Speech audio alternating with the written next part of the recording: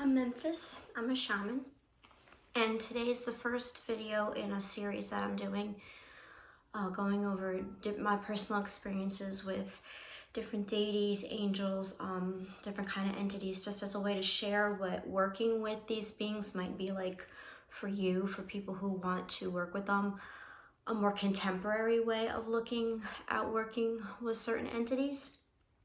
So this video is going to be about Krishna. And actually, I don't have a lot of experience with working with him. The only reason I'm including him in this series at all is because he's the first deity that I ever saw who materialized in a physical form, where I was able to see him with these eyes, not this eye. And also, he's a really good example of what can happen when you have an ongoing and connected type of relationship with a deity. Because almost all of my interactions with him happened through and around an old friend of mine. And her relationship with him is deep and it's ongoing. I would go to her house. She has pictures of him in her room, in her kitchen, in her living room. She has an altar for him with statues of him. Her love for him and her devotion to him is ongoing, and it touches every single part of her life. So she's a practitioner also. She's not a shaman, but she does healing work. So her and I we would trade. I needed healing, she needed healing, so we would just trade. And every time that I would journey for her, I'd see Krishna show up. He would be one of the helping spirits to come forward to work with her and to help her and help me help her. Then when she would do healing work on me, it was usually in her home. So she sets her table up, I lay down, and then as soon as I close my eyes, I see him coming down the stairs of her house into the living room and standing at my feet. And then he would sometimes he'd actively work on me with her. Sometimes he would just kind of stand there and support her energy.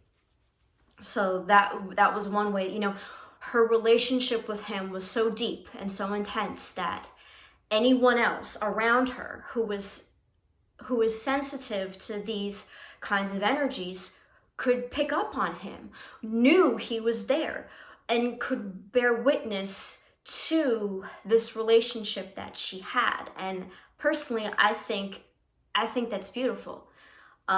So you kind of know you're on the right. If you really connect with and work with a certain entity, you kind of know when you're on the right path. If your friends start like noticing that being too, like without you calling attention to it.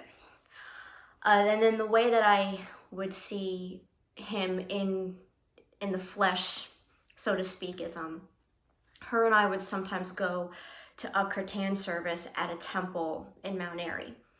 And she liked to go to Wednesday evenings, so I would go to Wednesday evenings with her sometimes. And that really didn't do it for me too much because it's very quiet, not a whole lot of people. But one day I went by myself to a Sunday service where the altar is closed, and then during the ceremony, during the service, the altar is opened by the priests and the monks. They open the altar, they call the deities in. So this whole service of the singing and the chanting is calling this God in, not just into the space, but into being. And the room was full of people. So it's not just me, it's not just the monks, it's this whole room full of people. We're all lending our energy, we're all singing, we're all dancing, or we're swaying. And I had never been to the Sunday service, so I had no expectations. But all of a sudden at the end, the music stops, everyone gets down and bows. They get on their knees and they bow. And Krishna was there. He was physically, I could see him with my eyes. He was huge. He was standing in the middle of the room, and he looked like he was covered in sweat, as if he was like as if he'd had to like work out, like work hard in order to get there. But he was smiling, and it was like he was looking at every single person at the same time. The gratitude that he felt towards everyone in that room, I could feel it. It was just like this wave just hit my whole chest, like it knocked the breath out of me. I could barely breathe. I was stunned. And it was weird because I'm seeing him standing there and he has more than one set of arms. So he kept switching back and forth from having 3 sets of arms to just 1 set of arms, and then 3 and then 1 and then 3 and then 1. It was really weird. It was like I was seeing him with my eyes and with my third eye at the same time. So maybe the third eye was seeing 3 sets of arms and my 2 eyes were just seeing the 1. And you know, that was the only like really weird part I could not like make sense of. But he was physically there. Like I looked up and was looking around to see if the other people in the room could see him too. I was like, I can't be the only person seeing. Like what? Like I can't believe this. He was physically there. He was huge. He was really tall, taller than a normal human being, like almost touching the ceiling. He was big. And the love and the gratitude that he felt for every single person in that room was just overwhelming. It was like this wave washing over all of us. And it made me cry. It like when it was all over, it made me cry because it was just so powerful. And here's this being that I don't really know, that I have no connection to, that just, you know, is saying, you know, with his body and with his heart, thank you for bringing me here. Thank you for loving me. I love you all too. I adore all of you. You're all wonderful. To feel those emotions coming from something so much bigger than you and more powerful is really amazing and overwhelming. And especially if you are someone who does not value yourself, or at some point in your life did not value yourself. Knowing you are loved and knowing you are beloved by the universe itself, not just by you or by your family, but knowing that it is bigger than that, and that you are recognized, that you are seen by more than that, by the universe, by the divine, is a life-changing experience. It's really, really huge. So that was like one of the most beautiful experiences I've ever had with any deity, really.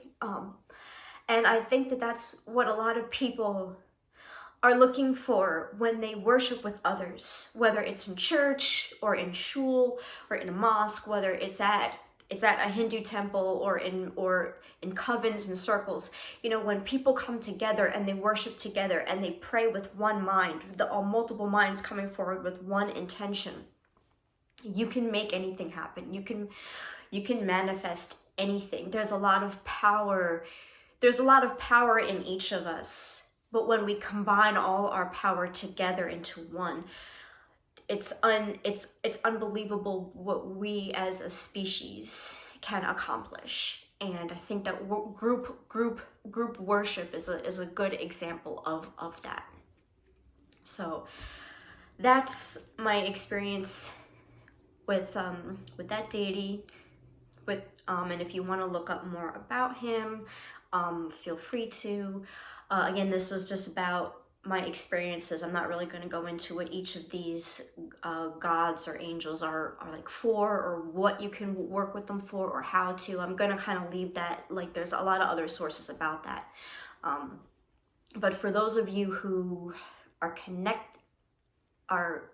wanting to work with Krishna, or have started to, I hope that this helps you and kind of guides you in a positive way towards that goal. So thank you for listening, and I'll see you next month.